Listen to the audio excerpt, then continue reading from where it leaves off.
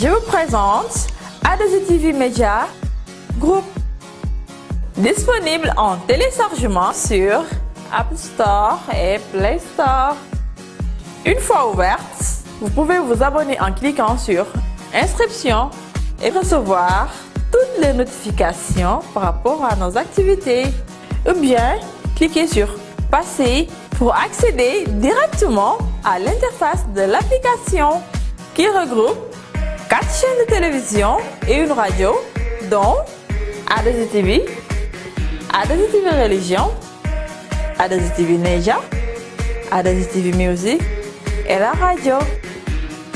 A2itv Media, chez vous et pour vous.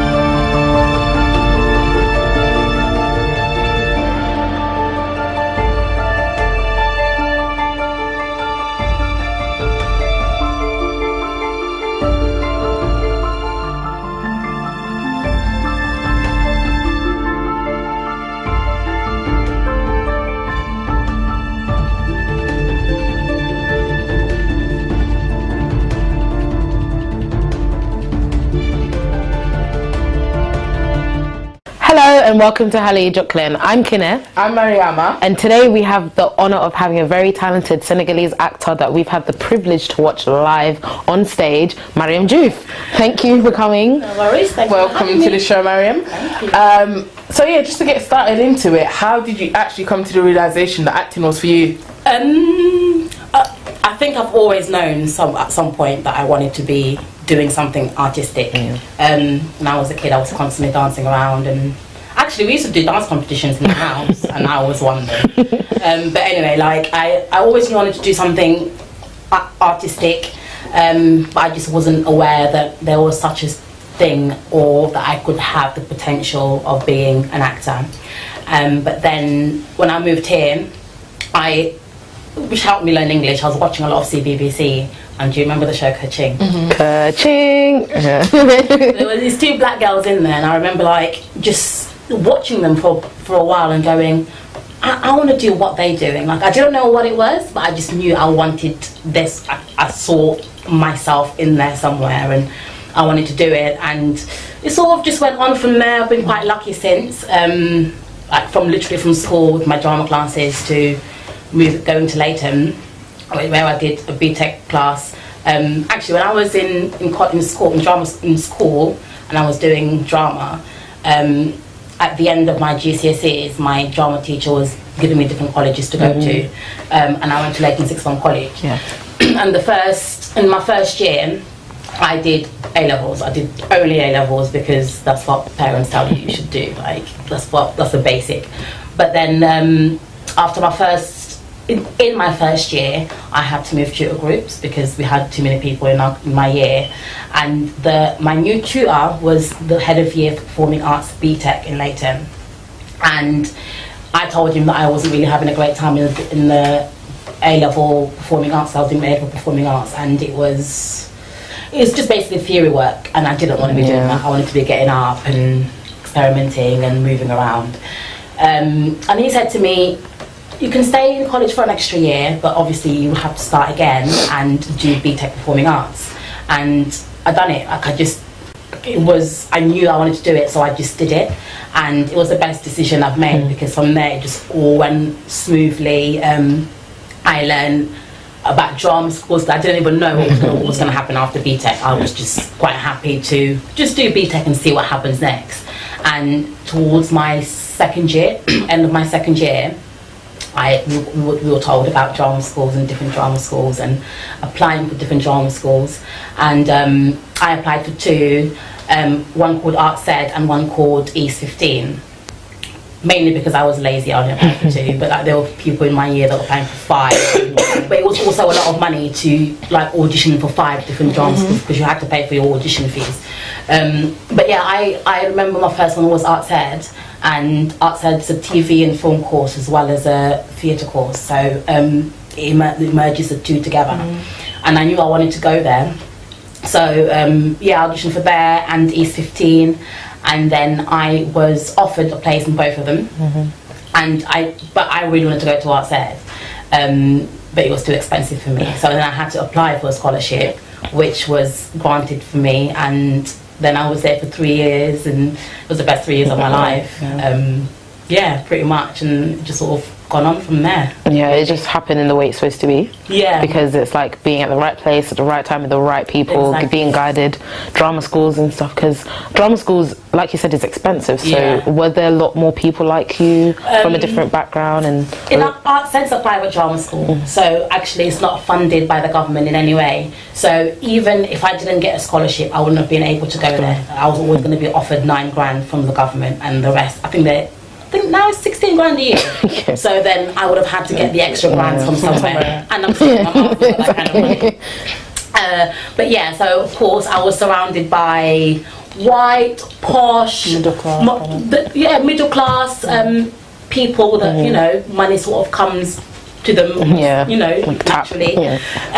But what's so good about Arts Ed is that they do the scholarship, because they don't actually want the same type of people to be in the class. They want a range, because they want everyone to learn from each other.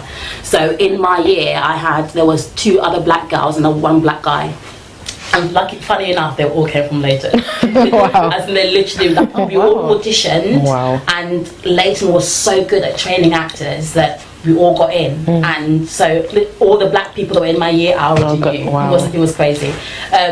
So yeah, but then like, I met other kind of people, like people from Ireland, people from Scotland. I know my mates, one of my very close friends from Scotland. People from like villages in England.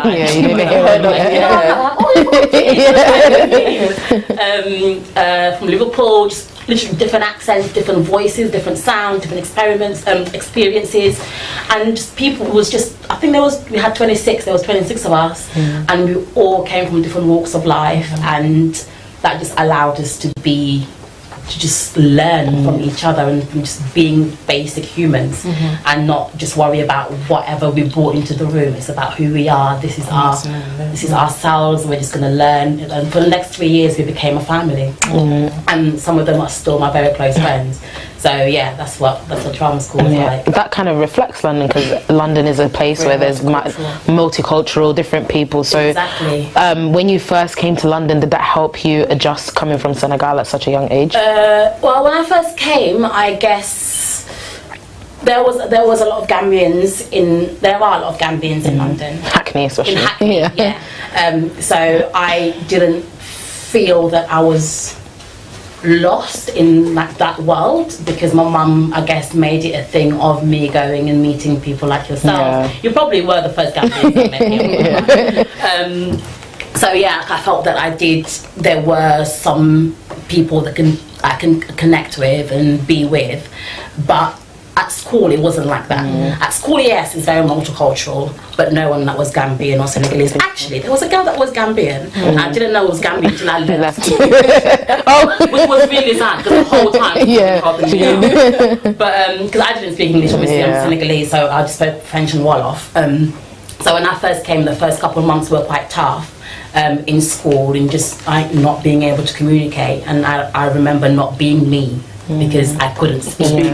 And it's so important to learn how to communicate, because you lose your sense of self, because you just don't know how to be yourself. You're not able to express yourself because you can't express yourself.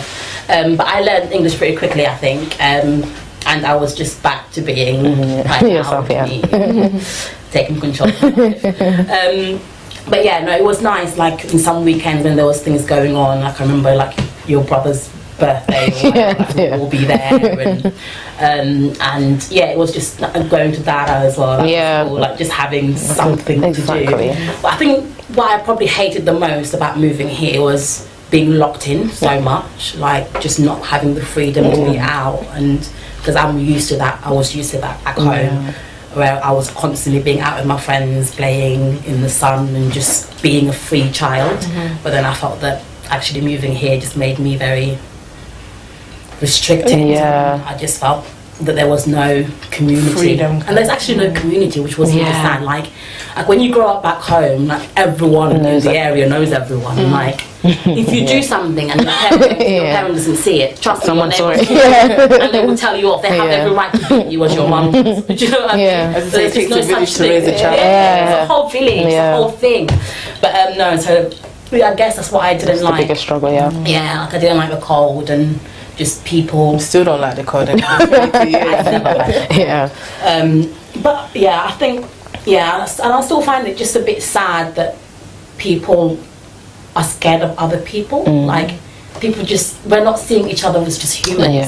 We're just like we'll ignore that person, or like we're just scared of them. We just don't look. We just don't pay attention. Like when you see violence on the street, people are too scared. They just carry on. They just carry on because that's now how we're like taught to be.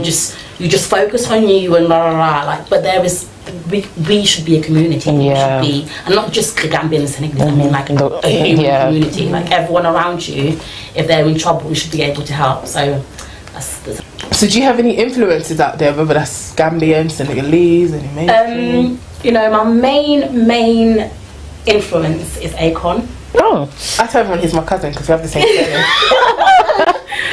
And do you know what? It wasn't even a thing where, when I first moved here, I remember watching, I was just flicking through the channels, and I was a music channel, and I saw this guy. As soon as I saw him, I went, I know you.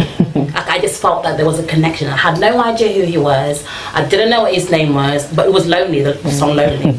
And I just went, I was just intrigued. It was like he was calling me. I just felt something. And I remember I could recall something later, realizing that he's Senegalese, and because he was #1 or whatever. And I was like, there is something. It was just maybe his skin. I think that's what it is. Whatever it was a connection. And like since then, like, it's been a bit weird. But like whenever I was going through like a low period or whatever, there was an Akon song would just pop up. Like, but I won't be bringing it up. It would just come up, and but there would be a message in there somewhere. When I literally grew up going, whenever I was down, like this guy would just pick me up without even knowing. So I call him my earth angel. I always have since I was a kid. And like as I grow up and I see what he does, I just feel like me and him have so much in common in terms of just empowering back home. And so yeah, like when I decided I wanted to be an actor, I was like, I think he made me believe that I could do it because he's a Senegalese man that moved to America, and he's sort of like he's got a platform for himself. So if he can do it, any of us can do it. And not only that, he's trying to light up Africa now, isn't he? And I guess it's about just seeing someone that comes from the same background as you, that just shows you that you have the power within your hands, and they allow you to be strong. And I guess that's what he's done for me all of these years. So yeah, like I want to do exactly what he does in terms of I want to invest back home, and I want to re-educate my people back home. And yeah, like every day I'm like, You do you. I'll meet you one day. You just do you. But I mean, I guess there are other people like I find Usain Bolt amazing, obviously, not just because of his music, because I just feel that he's a hard-working man. I think Kumbagala Sex amazing. I think she is like she is a strong black woman, and she's like her own person. Like she's her own person, and like I was talking about this not long ago. Like the fact that she hasn't got a husband or whatever. Or like, kids yet. People make it a thing. she don't care. Lesbian, She even does songs about it. Like, why is it that that's what you want to focus on? Exactly. When she's literally like, giving you literally music. Can't you focus on that? Yeah. Talent. she's so talented, like, and she's so beautiful. Changing the world, and she's stuck to her Exactly. herself. Like she hasn't changed. She's the same human she's being. so beautiful. And I find that inspiring. People are just happy to be themselves and yeah. just leave the negativity out. So yeah, people like that. Some really good role models, like especially Kumbagala, because I think she's so distinctive. Like when you hear her, you're like, oh yeah, I know who it is. The way she looks, her like look, she literally looks like she's a not model. afraid. Exactly. Even she don't have the best rhythm, but she's not afraid to dance or anything. Because she's confident. Exactly. In herself, and that is attractive. Confidence is attractive. She's attractive, yeah. So yeah. Especially when she has like the short hair and everything. Nah, I actually love Kumbagala. Give you the short hair, the afro, the braids, the weave. She can do whatever. And her good role model, dark, rich skin. The fact she hasn't like been like other people that have gone out of their way to lighten their skin and everything. Like exactly. It's very nice because one day you could be Kumbagala to someone or Akon to someone. Exactly. So it's nice. I'm sure she is. Not one day. I'm sure you have been. That is good. So I've had some good influences, and I think those people that these people that I've mentioned, they have no idea. Like I'm sure they've been told how inspiring they are, but they give me the strength to want to be that for someone else. You know, like I think once these people or us as people just do what's right for us, that we can open a whole new world for other people, and I think that's what this show is doing. I guess. It's allowing other people. So we're just gonna go for a quick break, but we'll be right back. A date for your diary, Gambian Fashion and Exhibition Weekend. Designers are welcome to register interest. It's all about raising awareness of the fantastic work being done in our community. Award night, fashion night and exhibition of top class only. This event is sponsored by Gam Designers UK. Yo, this one for a blessed Gambia. The more we work together, the more we celebrate. The more we come together, the more we celebrate. Come on, let's get together. There's a place I love to be. The Gambia, the Gambia. Fun and sun right by the beach. The Gambia, the Gambia. All this love, come share with me. The Gambia, the Gambia. And prosperity. The Gambia, the Gambia. It's the only feeling that can make you strong. This is where you and I belong. Dance to the rhythm of the beautiful song. Come on.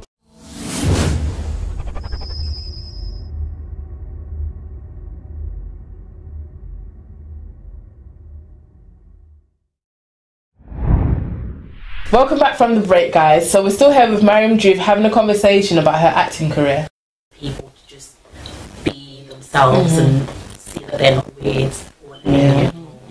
And you know when you don't even realise that you're influencing someone or someone's admiring what you're doing, only because you're doing what's you and yourself. That makes it a bit more special. That might not be your sole intention at the time, but something good comes out of it by you inspiring someone else. I think the most inspiring people are people that are just doing it for the love of whatever they're doing it for, and they're not trying to impress or they're not trying to be anything but themselves or anything. And so therefore we as people, we just read the positive that's coming out of them, and we want to pick up on that because we like good things. All us human beings, we just want to be in a positive place. So yeah, that's what these people do. Yeah, in this day and age, it's so easy to recognize fake now. Anyway, people are so much more woke. Like everyone's just like it's so easy to tell when someone's genuine and someone's not. So definitely, like, it's nice reflecting, like, getting together with people that you know, like, we're all, like, I'm sure, like, when you're acting, especially in theatre and stuff, when you're all as a team and you're all realistically doing it for the sake of the project and what you love to do, it must be something special. It is, like, and I'm always excited to see what my cast is going to be like, and every cast is different, but you all become a family, like, no matter how long, you can have a 3-week rehearsals or a 10-week rehearsals, and by the end of that, you all merge and you all need each other and want to be around each other. Like, one of my first jobs out of drama school was to go to be with the RSC, and it was a whole year's contract, and I was I was Trafford upon Avon, and that Hamlet cast was literally my whole life, and I still love them so much, and we still talk, and we're still very much a family. But yeah, it's nice to just be around people that have the same mental, I guess, ideas as you, and thoughts and positive vibes, and they just want to create work and inspire others. So yeah, because at the end of the day, that's what it is. When you're inspired by the people around you, it's really good. The people around you make you who you are. So that's why you need to be very, like, you need to know who to be around and choose your surroundings very carefully. Also, what is it like when you, like, get on stage? Because when we went to see The Hose, it's like proper, like, we're right there with you, like, on the edge of the stage. Like we was in the room. So what is it like when you come out and it's like that? Well, I guess so. Like with The Hose, I never really cared for the audience, because the play is written that way. The play isn't for the audience. The play is for these girls. So actually, the moment you start to acknowledge the audience, then they're gonna. Isn't that what we were discussing? Because we sat right in front of you. We were like, oh my god, she turned on and saw us, but you didn't see us right up until the end. Because what, you know, like some plays is very much like, of course it's for the audience. Like, of course that goes without saying. But as an actor, you need to also, so the actors go and the audiences are here, but the character can't be thinking that, and you'll put you off track, won't it? And you just want to be authentic, because with this play, what was so special about the play is it was just 3 best mates. So the moment we start to bring other people in there, like in the audience, it's just not going to be about these fundamental relationships that we had. So no, like, I guess I've been trained in that, so it doesn't, I don't feel any type of way. I get nervous, like, so when it's like opening night, first previews, obviously because it's the first time an audience is seeing it, there are nerves. But 5 minutes in, I'm like, I'm just like, okay, let's do this, and you get so comfortable. Like, I love being on stage because it's all, I'm just playing. Like when we're kids and we're playing mummy and daddy, that's literally what I'm doing. I just get paid for it. That's literally what I'm doing. I'm just there saying someone else's words, and just remembering this person that I built up because of the script that I've been given, and so therefore it's just play, and that play was hilarious, fun, and so once you were in it, it was just easy to keep going. Is it different when it's like a different kind of, like that one was more fun, but if it's something that's a lot more hardcore and a lot more serious? Yeah, it is different. So I did a play, and I took it to did a school tour with it, the Royal Court, and it was called Cutting It, and it was about female genital mutilation in Somalia. So I played this Somali girl. So it's a two-hander, just 2 actors, and so I played this Somali girl who runs away from home. She leaves the war from Somalia and lives in London. But she's going to school, and this other girl is like a Somali girl but brought up in London. And that is hardcore because it is about female genital mutilation, and like eventually you find out that my character is cutting little girls in a tower block, but in her world it's normal. So, but it's not till the end that she sees, because she cuts her mate. So this other girl, they become friends at school because they're both Somali. And it's not till the end that she sees actually how that's affecting, because she's cutting her friend's little sister, and her friend comes in and sees it. And so that's hardcore. But it doesn't make a difference with the audience or not. Like every character has their own right to be alive, if you know what I mean. So the audience is never really thing. Like, you have to focus on what it is you're doing, and I remember feeling a lot of responsibility with that character, because these are people's lives, and it's not fake news. It's very much this is happening in these communities, and awareness needs to be brought up with it. And so I did feel that whenever I went on stage, there was a thing of, this is not about me. Yeah. This is about all those little girls that can't communicate, can't say how they really feel. So yeah, so sometimes there's a lot of pressure in just doing it right, because otherwise you might just tell the wrong story, and that's not what I want to ever do. Yeah, as an actor, that must be a huge responsibility. Yeah. Especially when it's someone else's words on paper and you getting it out right. Yeah, and you've got, and like obviously, right, when writers are writing, they'll have their own like ways of how they think it's going to be done.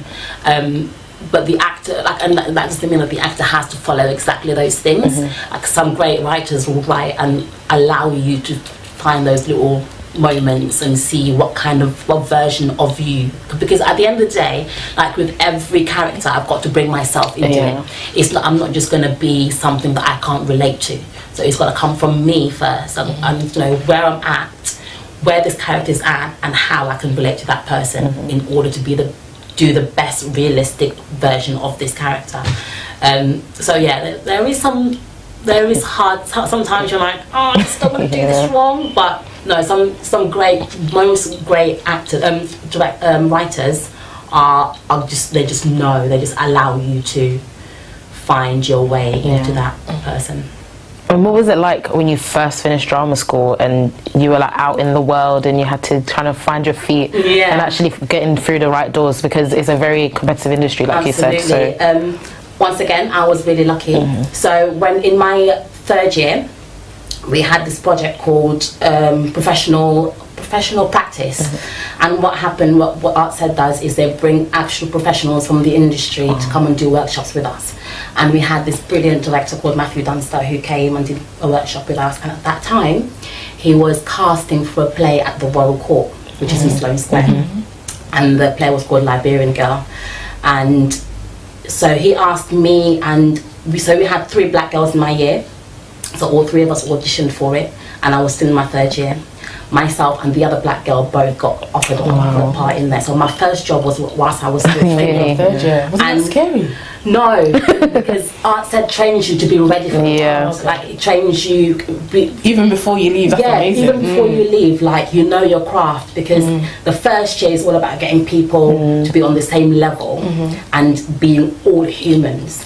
And the second year is all like these little bits and bobs that sort of start to merge together. And in the third year, with your like third year plays, all your techniques that you've learned from the first and second years all come all kind of melds together quite nicely. And and so whatever part you get in the play, you choose what technique works for you. So so I got that job, and so in the third year what happens as well, so we have 2 plays. Well, the first one is like, and all these plays are open to public and to agents, so they invite agents in. Clever. And so I did my first play, then did Liberian Girl at the Royal Court, and then it was the third year play. And at this point, I think, how was I signed? And I was getting interviewed from different agents because they've all come and seen the first play anyway. And then obviously now know that these 2 are already professional actors out there that are booking jobs. So so I had a few interviews, had a few agent meetings, which was fun and exciting. And I think I signed before my second play. Wow. So yeah, I was one of those lucky ones that like I had an agent before I left. I had a job before I left. I was already in the world before I left. And so after I signed that agent, I think my first audition with them was for a TV series called Outlander, which I also got for a little part in there. And so before I left as well, I was now going to Scotland back and forth to film this. So yeah, I can't really complain. But it is valid that there are people that were in my year that had it harder than I have, and are somewhat still struggling, I guess, but it is a process, and it's okay for me to struggle. Because if you whatever you want, I don't want to have anything easy. Because if it's easy, that's not really for granted. Do you know what I mean? So whenever I am going through like dry period of not working, it's okay because I know that the next part is going to be better, more exciting, and I'm going to want to do it. So I don't even know what the question was. No, but you answered it, because some people do have, everyone has different journeys. Absolutely. Some people maybe don't understand that, because some people just watch like, she's so lucky, but you don't even know what they've gone through before, how they got to where they are, so it's definitely... And even the actors that we like, the big old actors that we see on screen now, trust me, the struggle. They've been struggling for years before they landed that one part that's just made them 100%. That person. Just we were talking about yesterday, Letitia Wright. She actually used to come to my school and perform, like, in our canteen area, and now to see that she's on Black Panther, the most biggest movie of like last year. That was literally just a few years ago when I was still in secondary school. Absolutely, like I remember watching. What was she in Attack the Block? Yeah, she was Top Boy. Top Boy, she's in Top Boy. And going, and I was in training then and going, oh man, this is so cool. I want to do these things, and I did a self tape of Black Panther. Wow. And afterwards, I was just like, I'm so grateful that I did that because I'm surrounded, like my agent is surrounding herself with these amazing people, and that wasn't my part to land ever. But it's just good to know that I am making a journey. I'm climbing up the ladder. Your next one. No, but it's important to go through that as well to understand this wasn't for me. That's what that's what you're saying. Exactly. For a reason. Yeah, everything is happening for a reason, and I always say to my actor friends, chill, like it's okay.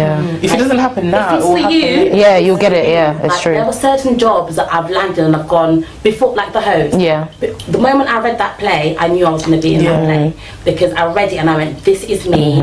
I understand this world. It makes complete sense. So I wasn't acting. It was something that was personal to me, and I just loved the project the moment I read it. And actually, the only pressure I had was, if I don't land this, I'm going to be like, but why? Because this is all you. So it made sense when you did land. So when that call came through, I was like, you got the job. I was like, yes, thank you. Like you were, like God was giving me these signs, and when you meet the actors that you're meant to work with, then it all makes sense, doesn't it? I remember in our tech week for the host, actually, there was so a couple of weeks before the auditions, before I even read this play, I had a dream. It's so weird. I don't know what I'm going to do this. So but when we were teching that dream, I remember that dream, and it was legit. I was on that bed because you're the bed in the set, and the lighting was exactly the same, and I went, it's like deja vu. Yeah, deja vu. I was meant to be here. Like, certain things are just written, and it's about being patient and believing in yourself, 100%. And in God, and just believing in the universe. Because what is meant for you is meant for you. And like talking about Hose, because we got to see the Hose, and it was such a good play. Like you were so good in it. It was like you were like you were like the star. No, like everyone was great, but you were like the star in it. So could you just explain briefly like what it was for people that didn't get a chance to see it? The Hose was about 3 girls, and I want to say 3 black girls, because I think that's very important for me. 3 black girls that are from Essex, and they all go on holiday to Ibiza. And they're 3 best friends, and they're all going through their own midlife crisis. And so my character was called Bim, and Bim is how can I describe Bim? Bim is a free spirit in a way that she isn't ashamed to have desires, female desires in any way. She is in control of her sexual self, and she's proud of it. Because she understands that. We're just going to go on a quick break, but we'll be back with Mariam right after this. A date for your diary, Gambian Fashion and Exhibition Weekend. Designers are welcome to register interest. It's all about raising awareness of the fantastic work being done in our community. Award night, fashion night and exhibition of top class only. This event is sponsored by GAM Designers UK. There is a land not far away, where the sea meets the shore on a golden beach, where the river flows through the forest in 1,000 creeks, a place where people smile and say hello. Welcome to the Gambia, the smiling coast of Africa. The Gambia is the destination for a fabulous holiday. A love of nature is in the soul of the country. The many forests and parks teem with wildlife. Up in the trees, red and green monkeys gather and sometimes come down to play. Other natives of this forest are perhaps shy.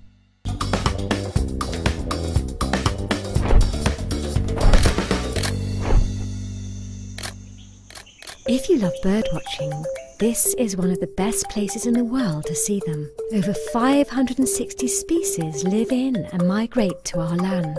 Organised tours with expert guides make it easy to spot some of the many rare species which abound in the forests.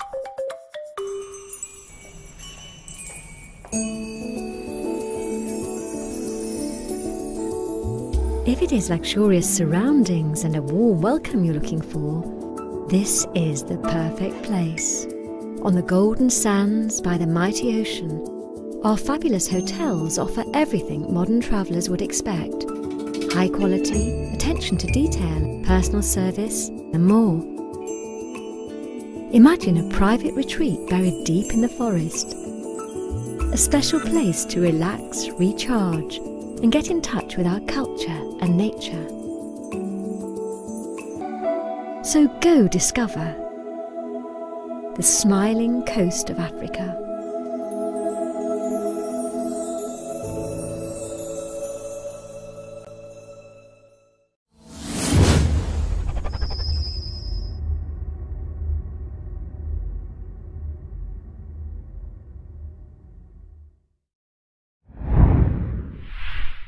Welcome back from the break. We're still here with Mariam talking about her career.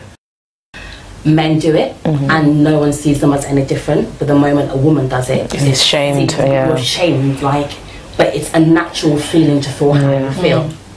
But at the same time, her own struggles are that she has a mental illness that, you know, like as the actor I had to make it a thing, but it's in the play she's obviously going through something mentally in her head. But her friends don't know, so it's about trying to balance her. It's like two sides to her, isn't it? Yeah, there's two sides to her. So like when you first watch the play, when I first read it, she just seems like this bubbly, outgoing. No idea, so happy. Just like guys this, guys that, everything is cushy, everything's nice. But when she's alone and she's having a low period, and in the play you discover that she's trying to commit suicide. And, she just wants it to end. There's so much that goes on, and with the other girls, one of them's called Jay. So Jay is very common in our world. Is the person that our parents does this one, I'm sure. Well, you know, you're too old. Get married. She has the pressure of having to get married. Just because your parents telling you so. Especially in our culture, that happens a lot. But the character was like successful in other ways. So she was exactly. She had her own salon. You know, your success isn't like thinking until you get married. Yeah, so that, I guess that tackles the fact that for women, sadly, no matter how successful you are in your life, if you're not married, exactly, it don't mean nothing. You're working somehow, which is obviously a reality. And Alex, the other character, was she's with a long time boyfriend, and the white boyfriend, which is very important. She's in a long-term relationship, but she's just sort of staying in it because it's convenient, which I also find very relatable, especially when you look at, I probably shouldn't say this, but I thought that in our community we have aunties and moms or whatever just stay in a relationship because they're just told because it's easier. And for me, that creates a mental health issue. It does. And not just to you as a woman, but as the people in the house, the kids. And a lot of people think kids don't notice what we do. But kids notice so much. You know what else is so sad is that those women are bringing up other women. They're going to do the same thing. Because you taught them to do that. Because that's all they know. No matter how bad a relationship is, you have to stick to it. And we need to teach our girls differently. They need to be able to take control of of their own relationships 100%. but be happy. Yeah. Because obviously every relationship is Problems and stuff. Exactly. But if fundamentally you're not happy and your partner's not doing anything about that, it's not right. It's not worth staying in it, because you're not teaching your kids anything but just to suffer in silence. Which it's a very important play. You can buy it or you can get it on Amazon. Oh, is it? Yeah. Oh my god. Oh, is it? The book is out. You can read it. For anyone that hasn't seen it live. No, it was good. There was some really good themes in it. Like even we were having the conversations on the way back. It was talking about like mental health. So many different things. And it's interesting because when you're talking about your character, everyone's kind of like that. People just portray this perfect like persona, but then behind closed doors, you're suffering in silence. Like, and in real life, people don't just walk around going, "I'm sad." Exactly. I'm sad. What we do is we try to put on a show. We try to say that everything's no one wants to go around and say, you know, I'm obviously not in the greatest of places right now. But we need to allow people to do that. I think it should be okay. Exactly. It's human nature. It's human nature. Okay to struggle, because that's once you tell yourself you admit it to yourself, then you can move on from it. But if you're not ready to admit it or accept that there's something wrong, then you won't ever be able to move on. Exactly. And like with the mental health, like especially for me in the Senegambian community, mental health is taboo, isn't it? It's so taboo. It's so taboo. But also that they don't even know that it's a thing. So there are people, older and younger people, that are going through the worst darkness that they've ever gone through. But they just get up and they just go on, but they're not even aware. It's because they're suppressing it and it's getting worse and worse. That's it. And eventually that's going to bubble up. It'll eat you up, That's when the worst things happen. And I find that it comes from just not being open to it. Not enough awareness, or you're not educated about it. Exactly. Or how to support someone or speak to someone. Yeah, but also I feel that sometimes, like, because of the way that we're brought up, we have to be... So you have to suck it up. Yeah, we have to be nice, and we have to be respectful, and we have to, especially women, we have to behave a certain way. That we don't allow our kids or our friends or whatever, your nieces, whatever, to come to you and say there's something wrong. Because you taught them that they have to be strong, and it's also okay to teach them that it's okay to be strong. Like, if you need a shoulder to cry on, just come. I want kids to go to their mums and go, "Mum, this is what happened." I want parents to allow their kids to be open with them and not just shut them down when they say this is happening or that's happened. Because there are so many things that's going on in African households. And the kids are too scared to tell their parents, and it's literally happening under their own roof. And they don't even know. And they don't know because they're scared, because they don't have that relationship with their parents. So they don't know how to communicate. Which also leads on to, I think, other things that were touched on in the play as well, such as like even rape, rape, consent. And these are things that actually happen in our households, and a lot of people aren't aware of. You know, when I was doing this play, like after the show, I could never really go home straight away because I would have audience members that would just sit by the bar or whatever and just want to talk about it. And we've had multiple girls say, either when they lost their virginities, that they didn't want to because the guy was pressuring them too much, and they were just like, but that's rape. We need to consent. It's rape. If someone doesn't want to do something with you, you leave them alone. And we are so quick to tell the girls what to do, but we're not teaching the guys what they should also do. Like in our world, what they shouldn't do. Exactly what they shouldn't do. Like in our world, I feel like we're always trying to tell girls it's so true. But no one teaches the boys exactly. To my nephew, I've got to tell the boys the same thing, because they also need to know what's going on. And that's where this whole sexism thing happens, because we treat our boys differently to how we treat our girls. They're free to do anything. Like, guys can just go run wild and do whatever you want, but as long as we're going to tell our girls to be at home and talk and dress like this and talk like this. As a girl, as a woman, you can dress however you like. What that guy does is not your problem. It's his responsibility. So we need to give them that responsibility. We need to teach them better than that. So and what you said earlier about things going on in the household, we had people had like some sort of sexual abuse in their homes by like actually a family member. Yeah. And like, let's say your uncle does something to you when you're younger, but you're so scared to tell your mom. You will never tell your parents because that uncle's telling you, they're not going to believe it or whatever. They will manipulate you.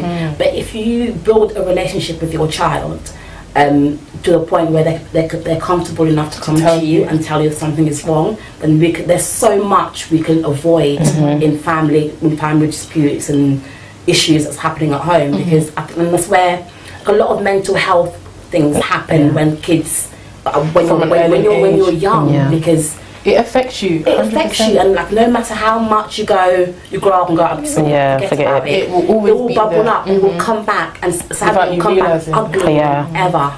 So it's very good.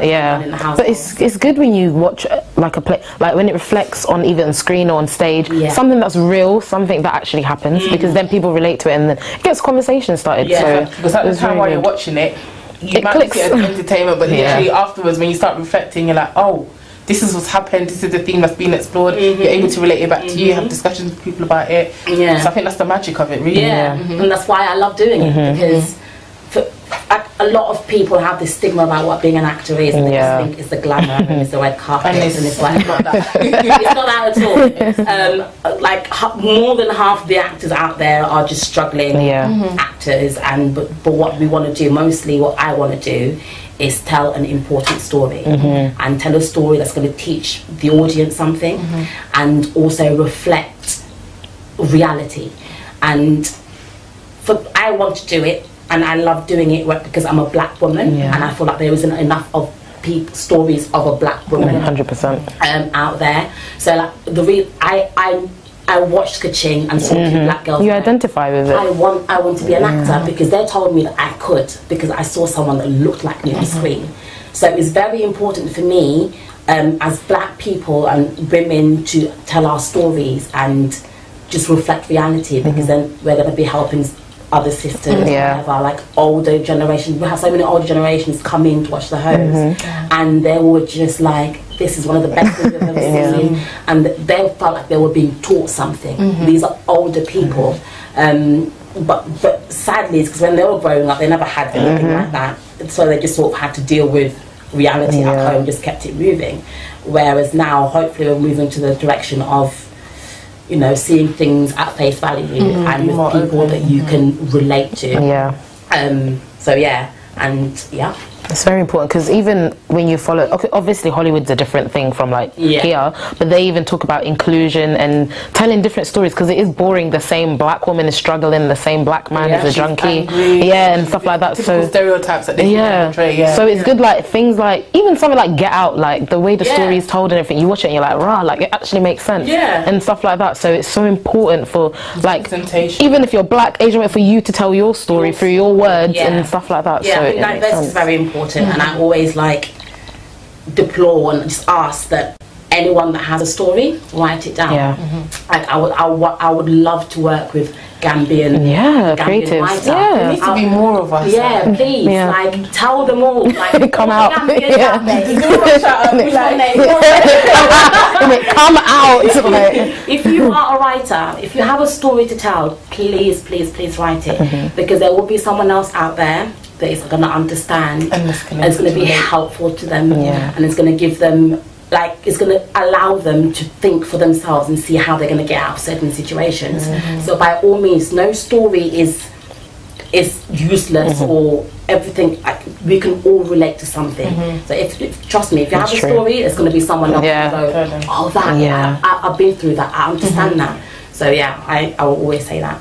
Do you think that maybe we could perhaps take this back home someday to like Gambia and Senegal, like maybe something like The Host, maybe not now, but possibly one day? Do you think? I would love to think, and everything that I do is always related. I'm always trying to relate it back home, because she was originally from African. She was from Nigerian descent, and obviously we're not Nigerian.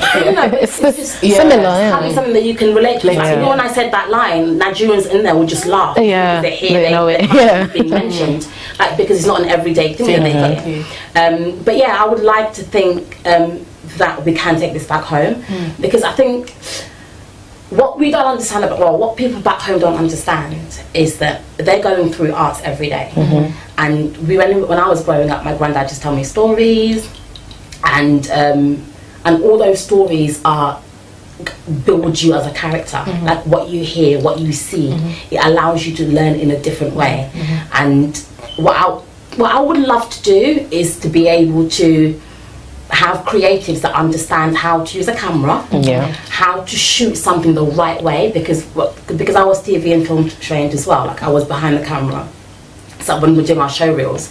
So I want people to have the vision and to have the story, because once you have the story, we can then see how we can work with that, and how, because every audience is going to need some type of way, like a certain way to see something. So yeah, for me it's about just knowing what it is that we want to tell, what kind of stories do we want to tell, how is that going to be helpful to our community, because I think through arts actually we can move our country. 100%, yeah. You know, like I think art is so important, and like no matter what goes on in the world, even if there was a war going on right now, people will still go to the theatre, because that allows you to just get out of yourself and see life as it is, as a reflection of what is going on, without it being without you attacking yourself or attacking someone else. So yeah, like I would love to take some serious work back home, to film it back home, to just allow other kids as well to just know that they can use their creative side. Because I feel like if I was still living in Senegal, I'm not sure I would be an actor, simply because my family they're not into arts. They're into arts in their own way, because they will watch it, listen to music or whatever. But I think my dad's very intellectual, and so all my family are really. So I probably would have been stuck at doing uni stuff. I would have been rubbish. I probably would have been married. I would have been having kids at the end of my life, like nothing else to do. So yeah, so what I'm grateful for is being here and knowing that there's a life outside of the basic things as what a black woman should do, that I can create my own life and tell your own story. Yeah, tell my own story, and because my story is as valid as anyone else's. That is so true. So yeah.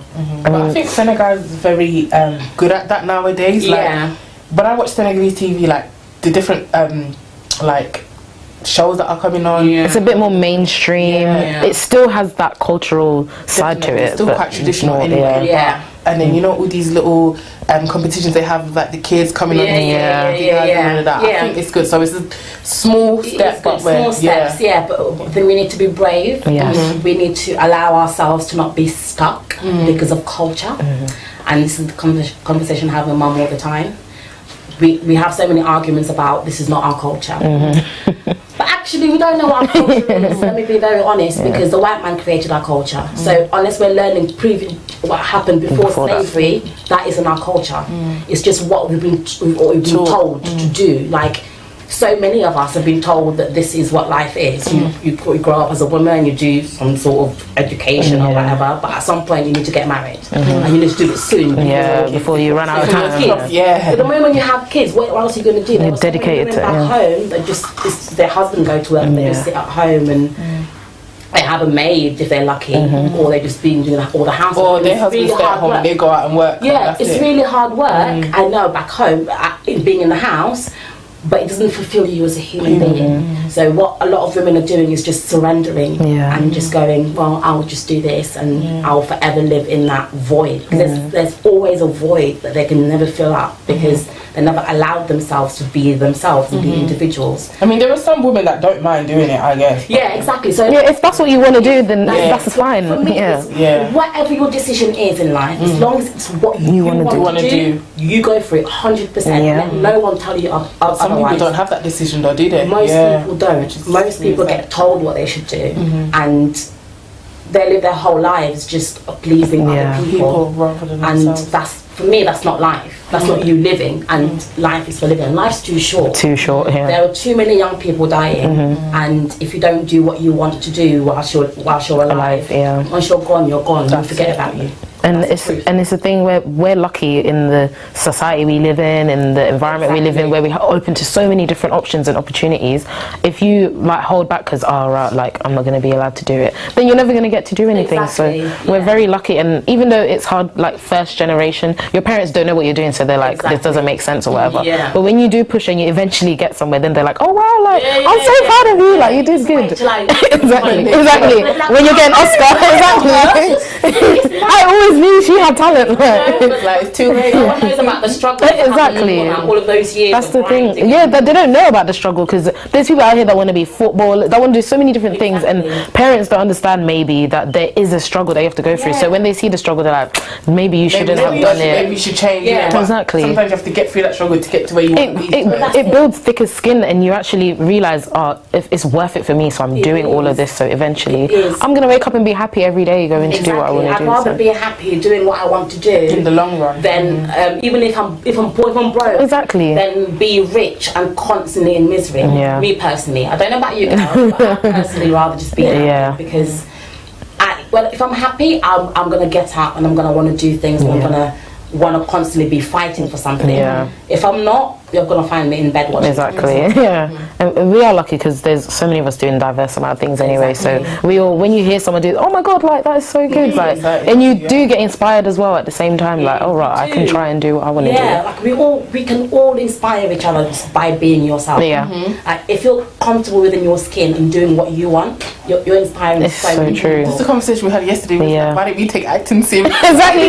Because we were talking about that. I remember when I was for A-level and everything, and I used to go to drama school and everything, and then I just kind of got discouraged one day. But now that I think back to it, I'm happy with what I'm doing now. But if I could go back, that potentially could have been something that I could have gone down and see where. And even if it didn't work out, at least I still tried it to see. I've got friends that I went to college with actually. That we're still my friends. But when I changed to do BTEC, they were like, oh, they didn't want to do an extra year or whatever, and I went to drama school. I'm now a professional actor, and they're going, should have done it. We missed that. That's what we should have done. They went to uni, and they didn't have the greatest time at uni because it's not what they wanted to do. But I wanted to go. I went through the struggle at college, and I learned very quickly. And it's about just following your instinct. It is. You know, your body tells you what you should be doing before. It's within you. Like, you have the answers in you. You just need to find them. You just need to allow yourself to just be brave and go for it. That would be my advice to anyone who wants to be in the creative world. Just be brave. It's good. It's true. Like, people will talk regardless. Whether you're doing well or not, people will talk. So just do you. That's my thing. Do you. Do what makes you happy. What's going to keep you moving in life. And then eventually it's gonna work out. Results. I feel like a lot of people are pressured to think that you have to be at a certain stage in your life at a certain age. So with you having that third year at college, you know, they're probably thinking like, I'm running out of time.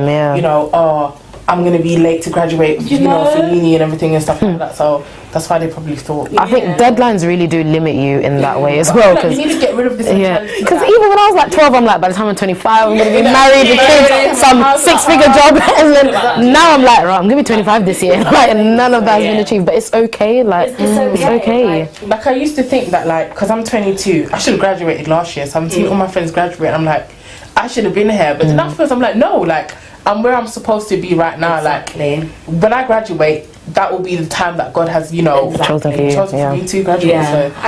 So, and if you do miss that year where all your friends graduate, trust me, if your friend did the wrong course or whatever, they've just done it so they can graduate at 22 or whatever, at some point they're going to have a stop. At some point they're going to literally have to go backwards. And either way, unless you do what you want to do, you're going to have to go backwards. It's not worth it. The pressures are not worth it.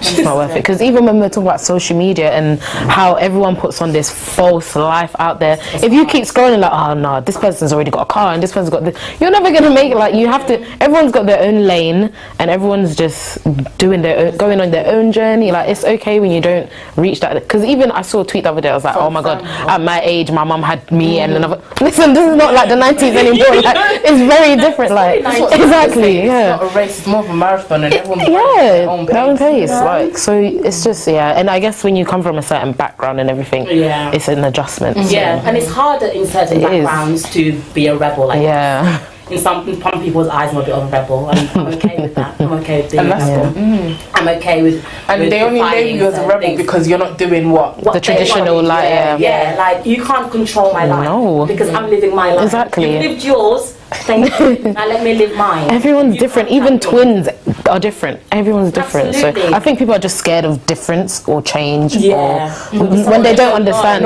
When you don't understand. You know, sticking to the norm that we know, especially within our culture and everything. So it's the unknown that people are scared of. I think there's.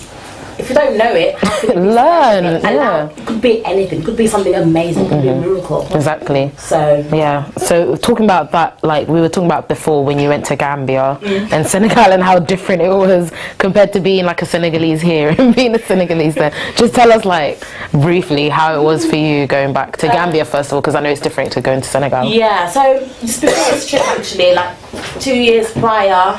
So last time I went back before this trip, I went back on my own. I went to Senegal, I didn't go to Gambia, and I had the best 2 weeks of my life.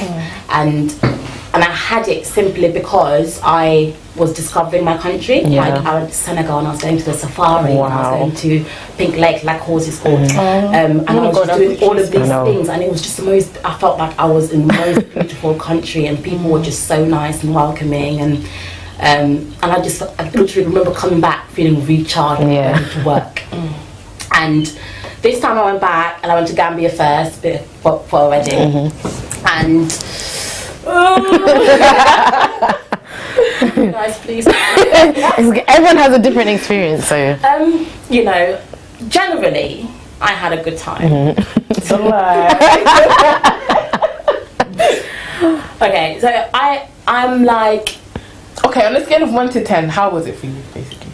It was. What do you mean, a scale of 1 to 10? Like 1 being really bad and then 10 being like really good. Because they're like 2. Like 4.5. No, that's alright. That's like nearly halfway. That's alright. Yeah. And I think I only had I didn't have a great time only because I felt like I was being told how to be, and I don't like that. I don't like being conformed into something like whatever I think I should be like. And because the way I live here is very much, I'm very Afrocentric. I really want people to know that back home is where is where everything is. Like if you go back home, you're not going to be seen as an alien. Like I like to travel. And the first time I went to Greece, I remember walking onto a beach and everyone looked at me like I was literally an alien. I sat on the beach and I cried because I just felt it was the worst moment of my life, because every white person on that beach turned around to me, and I just felt so small and tiny, and I just cried. And so when I go back home and I go back to the motherland, I want to be feeling free, and no one's looking at me any differently. I'm not an alien, I'm just human like everyone else. But when I was in Gambia, I just felt that I was being told that I was too black, and then that left me a bit confused. I'm too black in terms of I have afro hair, and why do I not have at least braids, if not a wig? And I was told that. I was like, you're not gonna get your hair, like, why is your hair like this? Oh my God. I was a bit like, no, this is home. What? This is what my hair is meant to look like. So I don't understand what the beef is. And like I know there's across Africa there's this whole thing about being lighter skinned, and they make it so normal to have bleaching products. Like, it's not okay. Like, you got billboards. Everywhere. No, it's the adverts you that you need to be lighter because that's what is seen as great. And you know, I've spoken to a few people about it, and they say that that's what men like, and I don't believe that. Men actually don't like you bleaching. Let me be very clear here. Men like you with your natural beauty. It's either, and you have to be very confident within yourself, whether you're dark skin, light skin, whatever. That is attractive on its own. You bleaching is not gonna make a man run to you. Like, so they've got this false reality, don't they, of just I'm doing it so I can get a husband. the man isn't really. They're not going out there going, I want you to be. Like, absolutely not. I had many men tell me in Gambia and Senegal. Even us, beautiful, yeah, black beauty everywhere you go. So I don't know where it's come from. I know where it's come from. I know it's from the Western world. I know it's colorism. It's like media influence. Take it back to slavery time. We can take it back to all of those places. But now we need to move on from Thank you. That's what I'm saying. Because slavery's happened. And I'm not saying it wasn't important. It wasn't really important. It's made us. It's put us where we are right now. But we need to be strong. We are strong people, and we've got out of slavery. Now, do you know what we need to do? Our mental slavery needs to be taken out. I think mentally we are still locked in, and I felt that in Gambia more so than Senegal, that mentally the white man's got them on a lockdown, and they're just not. They're like they're not getting out of there. And because when I did travel to Senegal a couple of days later, in those 4, and I was only there for about 4 or 5 days. I did see girls with their afro hair, and I was like, they literally had their afro puffs, and I was like, oh, cool, like, I'm home. This is good, this is great. But I'm not gonna lie to you, I didn't see one in Gambia. And in the wedding that I went to, I saw one woman who cut her hair, and that for me that was the most natural thing anyone in Gambia, and that made me sad because I'm living my life trying to promote black people and everything black, everything beautiful, and I didn't want to be back at home in an actual African land and somewhat be told that I'm not pretty enough or attractive enough because I've got afro hair and you're too dark. So because of that political thing, I find it quite hard. I was struggling a bit mentally as well, struggling because I just thought, I think I just wasn't expecting that. And I think the shock is what made me sort of go into myself a bit, and so I didn't have the best of times, sadly, but I understand why, and I understand why they feel the way they feel, but I just think we need to move on. I think it's still an excuse. I think we still should be able to. It's just that now we're in this space here, maybe in the Western world, where everyone's like, black, like dark skin, hair out, and all that stuff, and they're just so oblivious to that. They're so behind. But I feel like they shouldn't be. Yeah, they shouldn't because be. The technology is in a place where they're constantly they're on the phones. Like if I look at my phone, all I'm seeing is black, pro-black stuff. Like all the music I listen to is pro-black stuff, and they're listening to Afro beats and watching all these videos that has black people in it that are now promoting black beauty and black people. So why do you ignore it? Exactly. What is it in your mind that you switch off and go, nah, I don't understand. So I guess that's what we need to tackle, whatever that is. They choose to ignore it. Yeah, it's self-hatred to the core, and that's what makes me a bit sick. It's weird. It is weird because you wouldn't expect that 100% in a country full of black people. Yeah, exactly. They're telling you how to be black. You're like, what? Like, and they're like, oh, you're noongade. What? Exactly. Like, what? Exactly. That black comes in different shades and everything, so it's just like I don't understand what. Like, there was like a relative's house that I went to. She's telling me like, oh, you've got a lot darker. I'm thinking, babes, I'm black. It is hard to understand. And also here the sun is shining, I'm proud. Yeah. You know, I've had like someone go like taking off their makeup and was like, oh yeah, I'm so dark. Wow. Mashallah. Exactly. But she laughed because I think she found it weird that I said mashallah because no one's ever said it before. I was like, you're black, yes, you're dark. Beautiful. What? I don't understand. Like, what's the problem? Like, what is it? But yeah. That is sad, and I feel maybe it's something that's just going to take time, or because nothing's going to change overnight. Are changing, especially because of social media, but maybe just not enough yet. Yeah, but we will get there. Yeah, I mean, I did see a lot, and I don't mean to compare the two countries, but I see that whenever I go back, I do try to go back every 2 years, and I go back to Senegal, that I feel that I know, I see it. Like, I see these people are taking ownership of who they are and their natural beauty in whatever shape that is, whatever form they take it in. I did struggle to see that in Gambia, and it was a bit worrying, and I didn't really know where I stood. Hopefully it's going to be different next 2 years.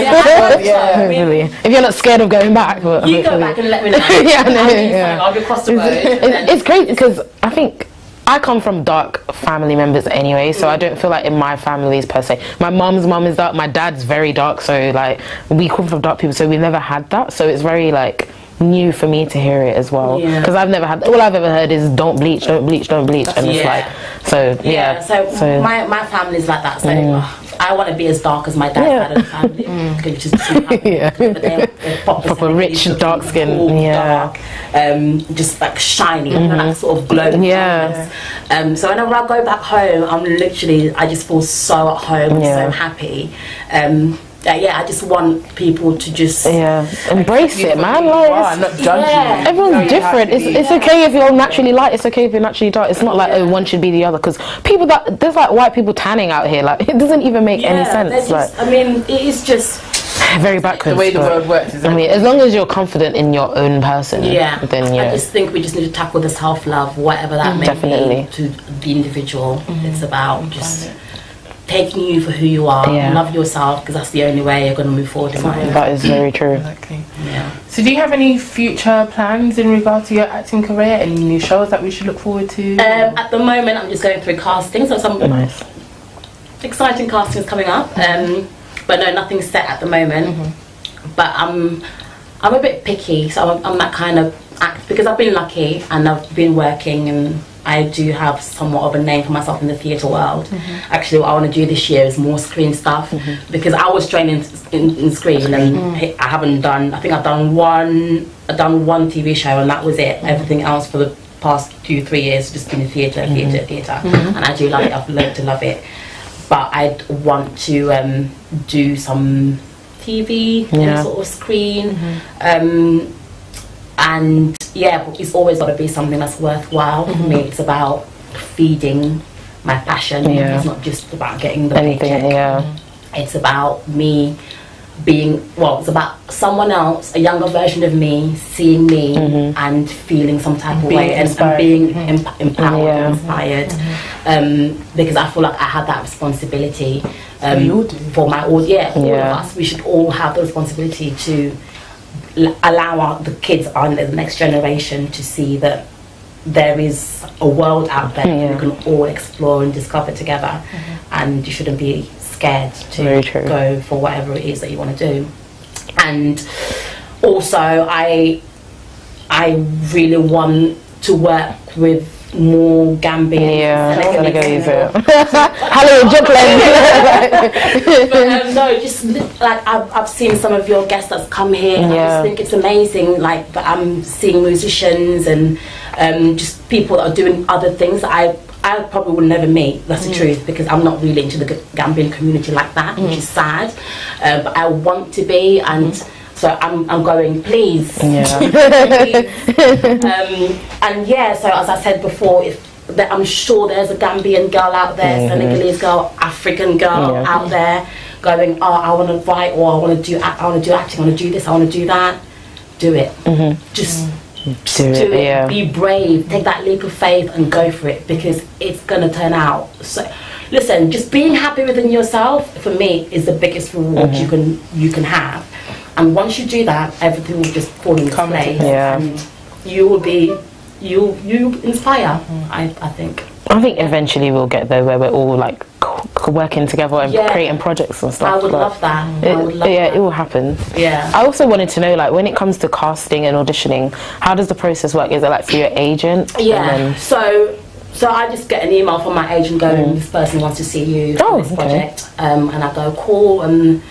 So I had one last week. It was a play, and it was about female boxing. Wow. It was on Friday. I done it actually. So they will send you the script, they'll send you the play, and the character that you're auditioning for, and they will send you the sides. So that's the section of the script that they want you to look at.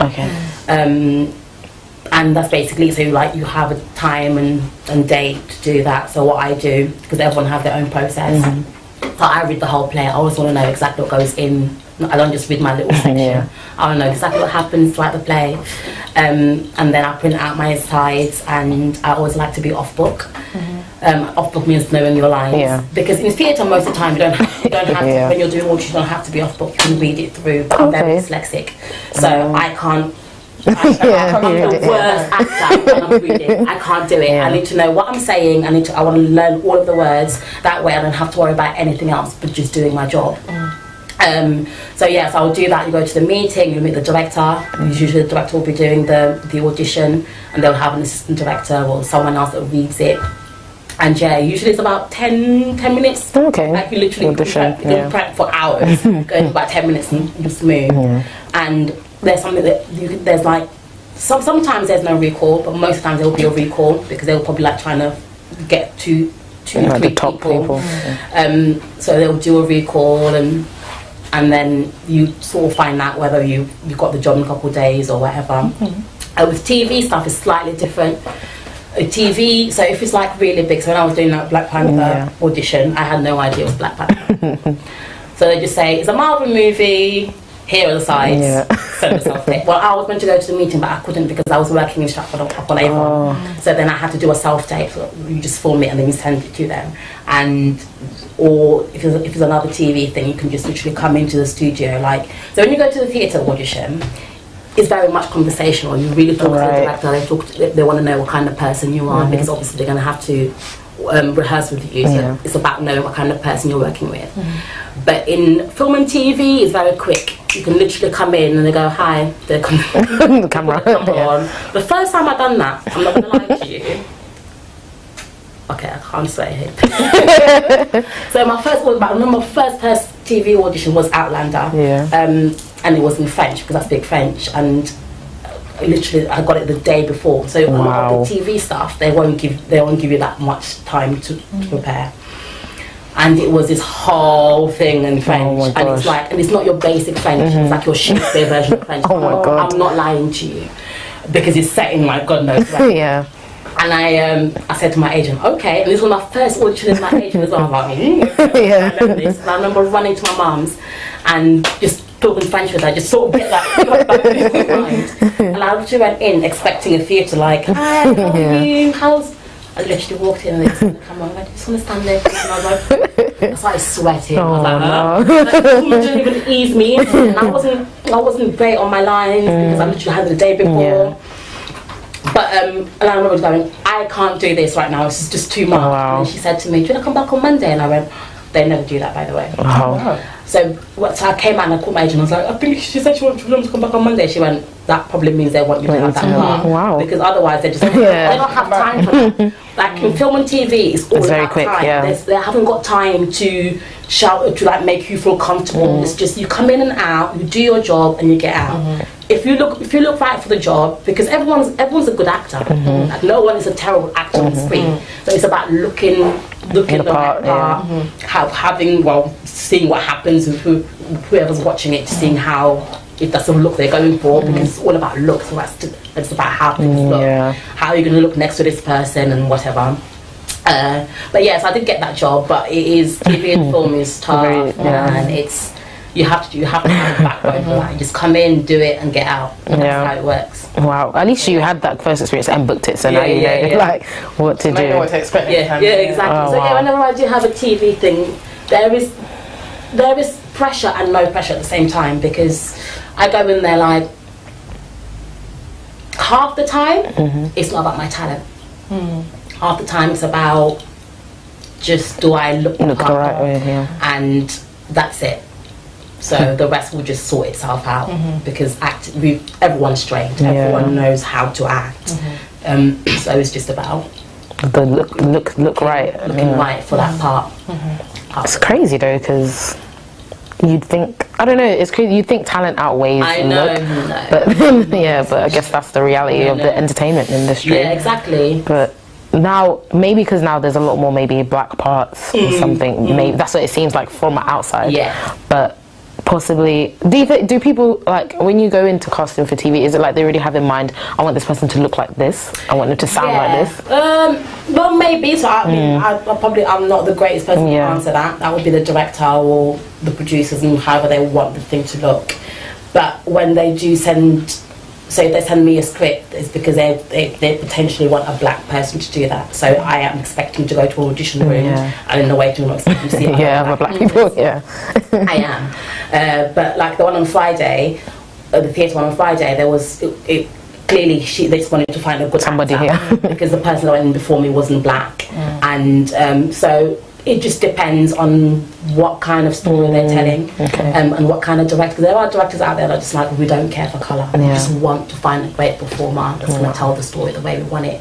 We don't have that many of those, but we do. And there are some people that are just like, no, this person's got to look exactly like this, and I want them to be this and speak like this and whatever. So it all very much depends. It's interesting. It's a very fascinating industry to be involved in. You learn every day. Yeah. I've had, I probably shouldn't say this, I'm going to say it anyway.